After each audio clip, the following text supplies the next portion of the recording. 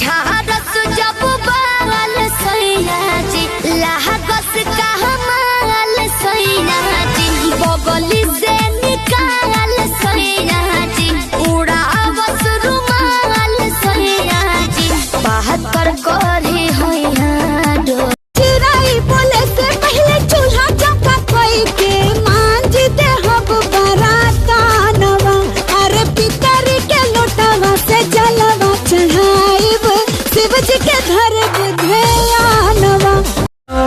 चढ़ब न फेरू सफरिया पिया काले से उठे दरदिया पिया कमरिया पिया कमरिया पिया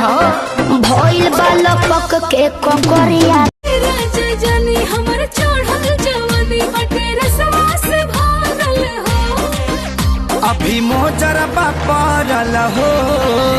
रानी नहीं खुद फाड़ल हो। हेलो आहा आहा बोलो न प्रिय। आप बोले थे शॉपिंग के लिए ना ध्यान मेरा अभी भंग करो है प्रिय मोबाइल बंद करो थोड़ा धैर्य रखो रजवंती। अरे आप है जी अरे आप है जी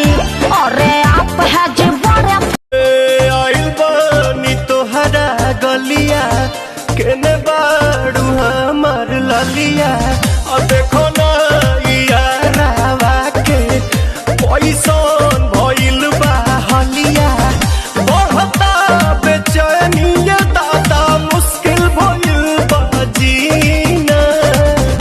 ले लो पोदी।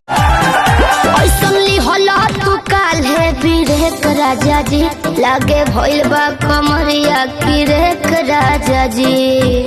बुझो नहीं बुझाता बुझाता सुना नहीं रहो संभर। ऐसन ली होला तू काल है बिरेक राजा जी लागे भइल बा कमरिया किरेक राजा जी बुझो नहीं बुझाता बुझाता सुना नहीं रहो संभर के गोरी तमनवा चिहुकबे तोहर होठ के छोट मुस्कान देख के हम ढाहिले किए हो धनिता हरे करनवा मनवा भइल बाटे पागल। कटहर के काटनी नोट भइल फाट के कटहर के काटनी नोट भइल फाट के आवे वाला मुंह मुलायम कर चाट के आवे वाला मुंह मुलायम झिम बरसेला सावन